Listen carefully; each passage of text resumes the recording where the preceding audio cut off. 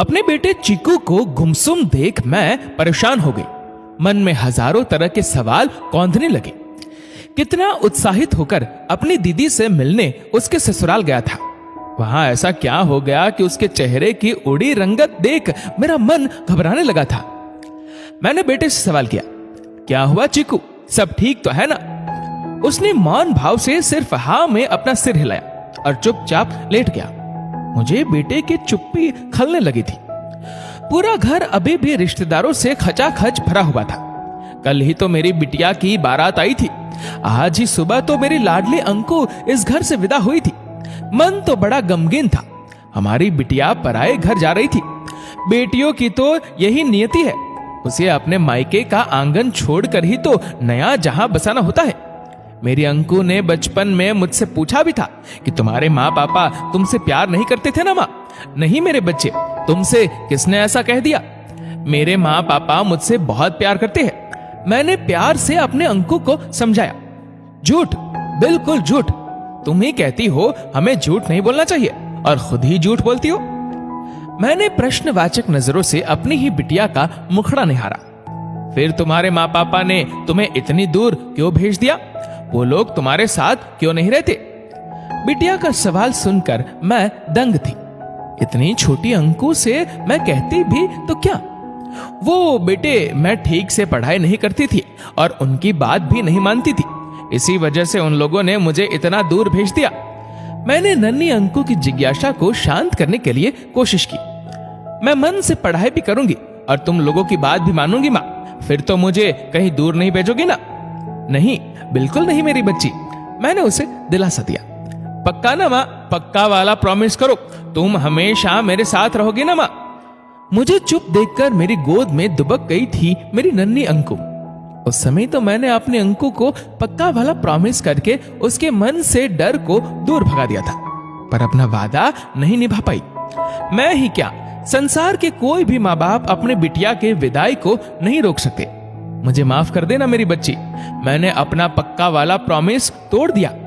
बिटिया के बारे में सोचकर मेरी आंखें नम थी और चीकू का उदास चेहरा देख मेरा मन अधीर हो रहा था। मैं दबे पांव अपने पति के पास पहुंची और इशारे से बुलाकर एक तरफ ले गई जहां कोई नहीं था। आपने चीकू को गौर से देखा?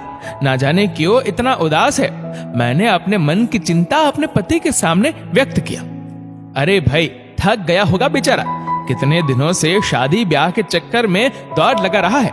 तुमने देखा नहीं, अचानक से हमारा बेटा कितना समझदार हो गया है। सारे रिश्तेदारों का उसने कितने अच्छे से ध्यान रखा हुआ है।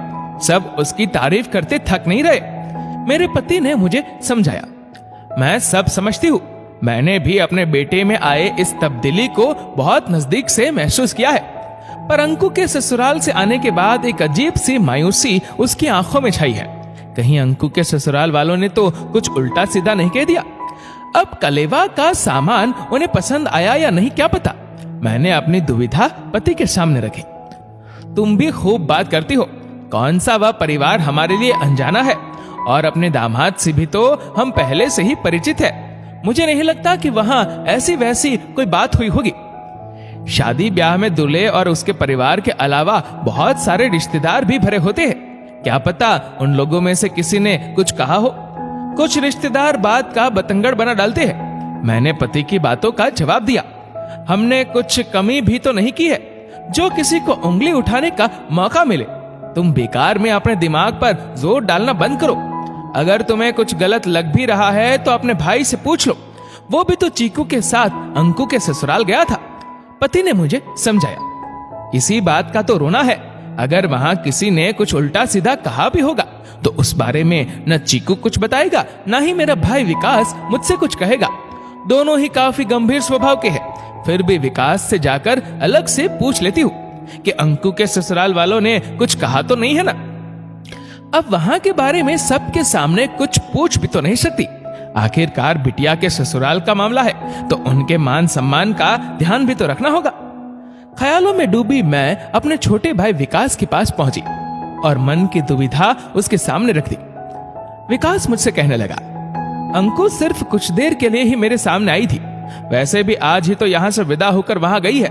उसका ससुराल मेहमानों से भरा पड़ा है तो मेरे पास वह कितनी देर बैठती। हाँ, चीकू जरूर अपनी दीदी के कमरे में जाकर बैठा था। वहां उसके सामने क्या बात हुई मुझे पता नहीं। वैसे अंकु के ससुराल वालों का रवैया मुझे तो अच्छा लगा। बाकी तुम्हें कुछ संदेह है तो चीकू से ही क्यों नहीं पूछ लेती। विकास से बात करने से मेरी समस्या का हल नहीं मिला।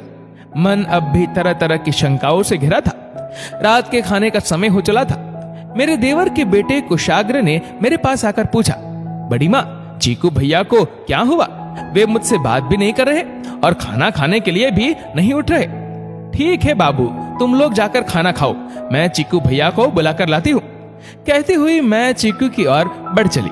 वहां पहुंचकर देखा तो तकिए में सिर दबाए चीकू औंधे मुंह लेटा हुआ था। उठो बाबू, खाना नहीं खाना क्या? कोई जवाब नहीं मिलने पर मैंने उसके सिर पर हौले से हाथ फिराकर कहा।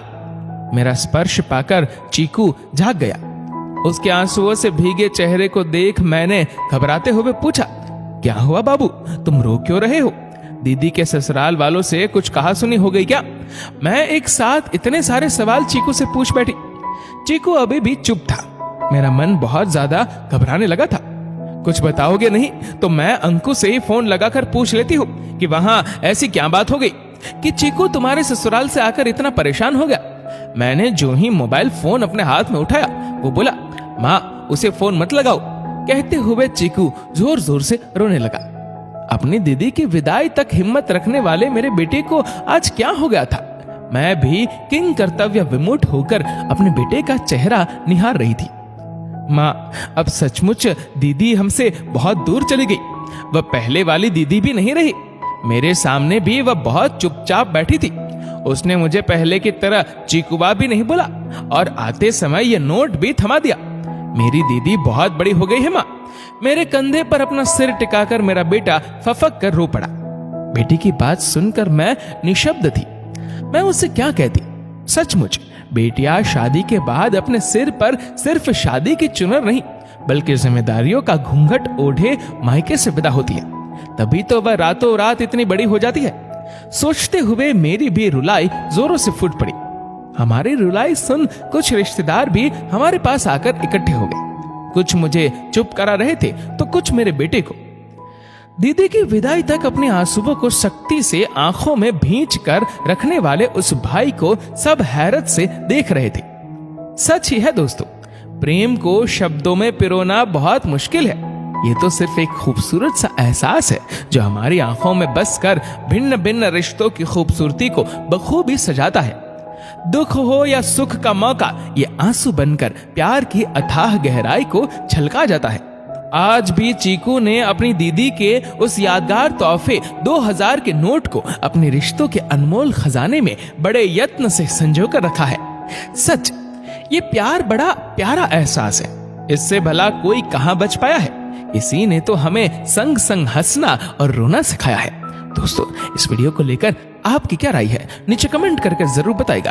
और अगर आपको वीडियो अच्छा लगा हो तो इस वीडियो को लाइक करेगा, शेयर करेगा ज्यादा से ज्यादा लोगों तक। और ऐसे ही और भी इंस्पिरेशनल वीडियोस के लिए सब्सक्राइब करें हमारे यूट्यूब चैनल को और फेसबुक पर फॉलो करें हमारे पेज को।